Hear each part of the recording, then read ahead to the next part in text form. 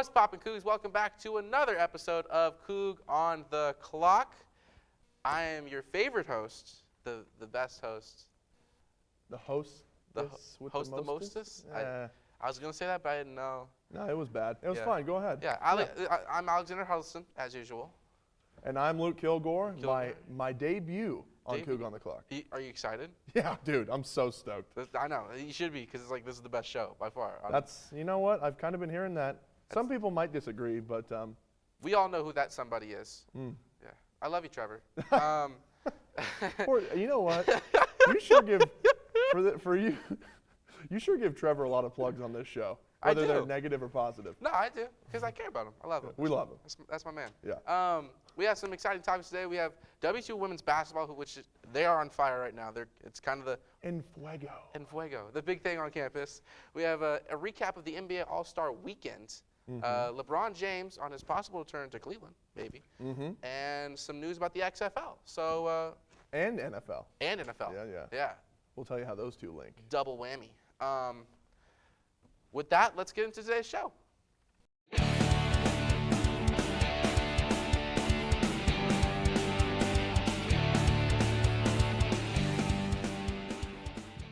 All right, so first topic, we have WSU women's basketball. Currently, they're kind of the giants on campus at the moment. They just what's the word? Dethroned? Thank you for that word. Yeah. Dethroned. Yeah. Dethroned. Not number one in the Pac-12 standings, I've learned now. Thanks, Gunner. They were number 3 in the Pac-12 standings, but now are number 4 as WSU moves up to the number 2 spot after beating them on Sunday. Yes, and what was considered an upset? Because they were ranked number 8 in the country. Yes. So they were the 7 or 8 in the country. So that was Coug women. A huge win for the Cougs, and this win actually gives them a possible first-round bye in the Pac-12 tournament, and also a possible bid in March Madness. Alex, so, yes. Are you ready to go dancing? I don't know, but it's the big dance. It's March Madness. They go dancing. In the tournament. Yeah, dancing. Yes. Yeah. Might be a Cinderella. Yeah. Well, anyway, WSU did great. Down in the first half by 2. Ended the game with a 5-point lead. Johanna Tedder, who has just been on an absolute tear, man. She was on it. She's Pac-12 Player of the Week. 21 points, 5 threes. We also had Bella Murrica-Tete. She was dominant inside the paint. 16 points, 3 blocks, 8 rebounds. And one of those blocks I actually have on film. She blocks it, and she's like this. She gets into it. Oh, yeah. Dude, that was by far, I think, what I've seen, their best game by far. Yeah, that's what a lot of people were saying. They're very, very minimal turnovers, which is what we've been struggling with the last few weeks. I'd say, not as many fouls. Yeah, that's huge. I mean, and that's not always, on the players, on the refs, too, because we've seen some. Well, we don't criticize officials on this show. Oh, yeah, or maybe we do. Maybe Alex does. I'm not quite sure. But check out your Wazoo recap. You worked with Gunner. Selfless plug. Another WSN show. Your Wazoo recap was amazing. Thank you. It was also Senior Day. It was. On Sunday. So shout out to Crystal Ledger-Walker. Shout out to Sheer Levy and Michaela Jones. Those are the 3 Cougs that will no longer be on the team. That was their last game in Beasley. And what's really cool. In Beasley, yes. Yeah, and what's really cool is Michaela Jones is actually the last person to touch the ball. Oh, really? Yeah. So what happened is, I believe it was Charlize. Charlize stole the ball, or she got the rebound, and then passed. Is trying to get through the defenders, try to waste time. Time's ticking down. Passed it to Jones. Now Jones, I'm super happy it was you, but you should have taken the shot because you were wide open. But she didn't take the shot. But she held the ball for the last 3 seconds. So that was cool. It was really cool that she held the ball because, what if she missed it? It's really cool that she's a better sportsman than you, Alex, because that's just, I'm just saying it would have been so awesome, her last shot. There's kind of unwritten rules in college basketball, and maybe when the game has been given up. But it's your last shot at you're right. They just put her in. They just put her in. We'll see if she can do anything in postseason. Get some minutes there. Yeah. Well, yeah. So, next they're playing number 1 Stanford on Thursday. So that's number 1 Stanford. Yeah. Good luck, ladies. But yes. They're on fire. Yes, I'm super excited. BG rang the bell at us, but man, the women have been so fun to watch. Yeah, I'm super excited to see this postseason. Yep. But on to the next topic. We have the NBA AllStar Weekend recap. That was really long. Team LeBron beat Team KD 163-160. Yes. Was it a close game all game? Okay, so they kind of do it weird. They have like a target score, or no, excuse me, not a target score. The first 3 quarters, you have a certain amount of time, and whoever leads at the end of that quarter wins the quarter. Okay. So I believe one of them won the first quarter, another one won the second quarter, and then the third quarter ended in a tie. And then depending on what the score is at that point, how many points have been scored, they tallied up the total, and then I think they just do plus 50 for the fourth quarter, like plus 25 for the fourth quarter. Thank you, BG. And you try to, plus 24 for Kobe, duh. Okay, they do plus 24, and that's the target score for the fourth quarter. Gotcha. It ended in awesome fashion. So Steph Curry, and we have this in our notes Steph Curry here, was on fire. went crazy. 50 points, 16 three-pointers. 16 trays. The greatest shooter of all time. Yeah, no, there's no question. No question. Technically, they say it's an NBA record for threes in a game. I don't think it should necessarily hold because it's no competitive. There's no defense until later in the quarters. But one thing I did love, AllStar Weekends in Cleveland. So the game ended with a LeBron James, the hero of Cleveland. He's the kid from Akron. LeBron James with the fadeaway jumper to end the game was really special. So I really enjoyed that. There was also, during All-Star Weekend, they had I really like how they did the Rising Stars games. They did 4 different teams, and they did a game apiece, and then there was a finals between the 2 winning teams. I thought that was really cool, whereas they usually just do a rookies versus sophomores game in the Rising Stars, or they've lately done like USA versus the rest of the world, depending on the nationalities of the players. Karl Anthony Towns was the first big man to win the 3-point contest since Kevin Love in 2014. That was huge. Coincidentally, also a Timberwolf. Yeah, he was At least also. he was back then. And at that time. Cat also has won the skills contest, so if only he can get in the dunk contest and maybe win it, he could get that triple crown that no one's ever gotten. Obi Toppin of the Knicks. He won the slam dunk contest. That was a terrible slam dunk contest, and I mean to emphasize that. I don't know if we're ever going to see one like 2016. That was incredible, but they need to do something to fix the dunk contest. I think that they need to first get high-profile guys because they're not getting stars. Yeah, I'm not recognizing. I was going through the last, I think 10 contests, and I didn't recognize a lot of the names. And I'm not saying I'm not an avid basketball fan, but I didn't recognize a lot of the names that were the winners. Right. So it's like I feel like they should get some people that are they should get it's the All-Star Weekend. Yeah, they need some stars. BG, we're going to overtime, buddy. I have a lot of opinions about the All-Star game and the All-Star Weekend. He did tell me this. Yes. So, dunk contest sucked. There it is. We said it. It was bad. But you need to get the stars back into it. You need John Morant to show up to the All-Star dunk contest, okay? You need a bunch of other people. And the thing is, to me, nobody ever remembers the missed dunks. No one ever remembers the bad dunks. They only remember the amazing dunks. So in my opinion, I think the fear is either getting hurt or your stock or your popularity as a player plummeting if you do bad in the dunk contest. But nobody cares. Nobody remembers if you do bad in the dunk contest. I think that there's only... It's like recess. Yes. Well, sure.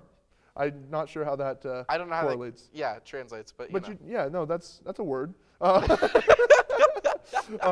So I think that they got to do something. I also have heard a lot of rumblings about doing a one-on-one contest between some of the star players. They go to maybe 21 or something and have like a king of the mountain sort of a thing. They should do a horse contest. Yes. Or pig. They have done stuff like that before, not necessarily at the All-Star game. But I remember when they did it via Zoom, I think that there was like Allen Iverson, some other guys played horse over Zoom and stuff like that. So there's a lot of potential. They got to do something. The 3-point contest was super exciting. They probably should have ended All-Star Saturday night with that because the dunk contest really left the whole crowd deflated and the world watching. So that's all I got to say. They got to fix something. I've got ideas. NBA, hey, Adam Silver, hit me up, baby. Let's work something out. Fast break is after this show right now, so if you want to stick around, join us for fast break. Yeah, I mean, that is true. Fast break is going to be filmed after this show. Not sure when everything's getting posted, but yes, there will be some basketball talk, and I might just have to hijack it and hop on the show with you, BG. I'll also say thank you for saving some topics for fast break. I got you, buddy. Okay, all right. Overtime we're done. We're good. We're back to reality. Back to my show. Yeah, no. Just plugging everyone else's but Alex's. No big deal. Next topic. We have LeBron James had a press conference. I believe it was after the game, Yes. or it was during the weekend. Yes, it was after the game. Yep. On a possible return to the Cavs. Reporter was asking him, welcome back to Cleveland. Basically, would you ever come back? LeBron does have one more year with the Lakers, who currently I think are 27 and 32. Yeah, currently not doing well. Yeah, no, they're Anthony Davis just got hurt. miserable, and Yes. Russell Westbrook is playing as if he isn't Russell Westbrook. But LeBron made two things clear. One, he's leaving the door open to possibly return to Cleveland because he has that 1 year left, and that his last year he plays, his last year of his career, he wants to play with his son Bronny, LeBron James Jr. But everybody calls him Bronny. Just a little Bron. Yeah, LeBron Bron. Those are the two things certain. Now, wherever Bronny does get drafted, he still has 2 more years until he's draftable. Yeah, he's 17 right 17, now? yes. Yeah. He has 2 more years until he can be drafted. And that's assuming he doesn't go to college or, do something like that. Right. If he follows in his father's footsteps and tries to go straight out of high school. I think he'd have to spend a year in the G League. Right. And, spend a year in the G League and then come up. So, I don't know about the return to Cleveland, but I tell you what, I don't know if Bronny in 2 years is going to be a lottery pick. I don't know if he's going to have the ability or the skill to be a role player on an NBA team. There's a lot of, he definitely hasn't, he's not where his dad, which is saying a lot, was at his age. Right. Now, a lot can happen in 2 years, but here's my question. Is someone going to be willing to spend a lottery pick on Bronny James Jr. just so you can have LeBron? Given that it's a promise? Right. It's literally a guarantee that LeBron will sign. And LeBron's going to take a pay cut. He'll do whatever he's got to do. He said at the end of the conference that money at that point isn't even an issue, which honestly weird for the guy who has like $1 billion. Right, he probably has like 3 mansions in Florida, California. He's probably got one in Miami, one in Cali. Yeah, something. Maybe one in Cleveland. Yeah, who knows? But I think he's going to sign a 1-year deal next year with whoever it is, whether it's the Lakers or what have you. Wait. Actually, 1 year left, so he's going to be playing next season, right? Yes. Okay. After that, he's either going to sign. 1 more year until Bronny is all. Yeah. So he's going to sign a 1-year deal somewhere. Right. Probably a contender, and then we'll see, man. I think that even if Bronny, by merit and skill, is not eligible for a draft pick, that statement that LeBron James made right there is Every going team should be awake right now. literally set a brand new precedent that no one has ever seen before. Because it's really risky to take draft picks, right? You never know if they're going to pan out, if they're going to be all their potential. But this draft pick, you're basically drafting LeBron James. Yeah, you are drafting LeBron James, which for a year which is amazing. So I think that there's going to be someone who picks Bronny way too high in the draft just on the guarantee that they get LeBron James, and that's going to be crazy to watch and something that we've literally never seen before. Yeah. So. Be interesting. Yeah. Do you watch any highlights with Bronny? Have you seen his play? I've seen a bit. I don't know if I've seen any in the last few months, but he's looking solid. There's other guys at his age that are better. Yeah. So. All right, BG on it with the bell today. Last topic, we have the XFL is partnering with the NFL. XFL is back, and again, Tony, I don't know if you're watching, but I know you love the XFL. This one's for you, dog. XFL is returning. Started originally back in 2001. Vince McMahon, WWE chairman. Yep. Started it up because he wanted someone a football league that had a little less structure on the rules. Basically more violent football league. It was great. I'm a huge WWE fan, so I'm just going to say it. He wanted something that the fans would not have to complain about, and he put player safety maybe somewhere back there, and fan enjoyment maybe somewhere up here. Which is what matters. If you no, player health doesn't matter. Okay, I will say when they tried to redo it. They started it in 2020 after Super Bowl 54. That was the second one because they did it back in like the 2000s. 2001, yeah. And it didn't go well. This is the second one, but then COVID happened and it canceled the last, I think, 5 games of the season. Right. Actually, the Houston Roughnecks were currently the winning team. They were 5-0. But then last year they were bought by The Rock. Dwayne. Do you smell what The Rock is cooking? I smell it. I smell The Rock's cooking because he bought it for $15 million from the WWE. Okay, so like a quarter of a movie. Yeah, yeah. Right, yeah. Good job. But what this partnership is going to do, they're going to test the new rules and ways to play the games in the NFL. So the XFL will be testing, different rule changes that the NFL is putting into question. So I'm really hoping they can test the overtime rules. Yes. Because I would love to see the NCAA overtime rules and someone's coming in through the back door. Oh no! They're coming in through the back door! Who's that? Hi, Drew. Uh-oh. Hello, Drew. Look at this. Our show is just getting a bunch of crazy things. Yep, hijacked. Okay. Anyway, anyways, XFL. Yeah, so The OT rules. I would love to see college overtime rules in the NFL. That'd be great. I think it'd be a lot more entertaining, a lot more intense towards the end. Right. In my opinion. But with the XFL coming back, what would you want to see as a new rule test? Well, I think that overtime is definitely a huge place to start. I think that they should also test out some other like sportsmanship, taunting, or lack thereof rules. I don't know. I think the sky's the limit. And also it's going to serve, it's not exactly a player feeder league, but it's going to serve as another place for players to develop and get exposure and build a platform to possibly play in the NFL. So I think it's very symbiotic partnership. I think this is a really good thing. And the NFL needs another place where they can, kind of test things out before they throw it on national television. So. Now, I will say, with the XFL coming back, another thing is coming back. It's been on a 35-year hiatus. The USFL is coming back. 8 teams will be playing in the USFL. All of them will be based in Birmingham. All the games will be based in Birmingham, but all the teams will be based on the East Coast. So I believe there's a team in Texas, there's a team in Philadelphia, there's a team in. We're going overtime, BG. Yeah. But there's a bunch of teams, but they're all based in East Coast areas. The issue, though, is I believe they haven't gotten the rights to play in the stadiums because all the games all the teams are based as of what I saw doing research is they're based in Birmingham, Alabama.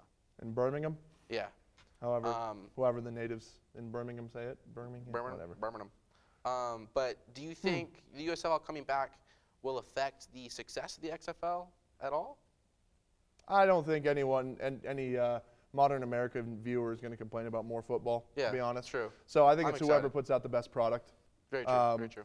So I'm sure it'll be different. Is that the one that was owned by Donald Trump? Did he had a team in USFL?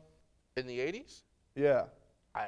Maybe. No, they had the International Football League. Maybe he owned a team then? I think it was U.S. something or American something. Anyway, it doesn't matter. Yeah. I think that they've got a lot of work to do. I think XFL is going to be more on top of stuff. They've got a more high-profile ownership. Yeah.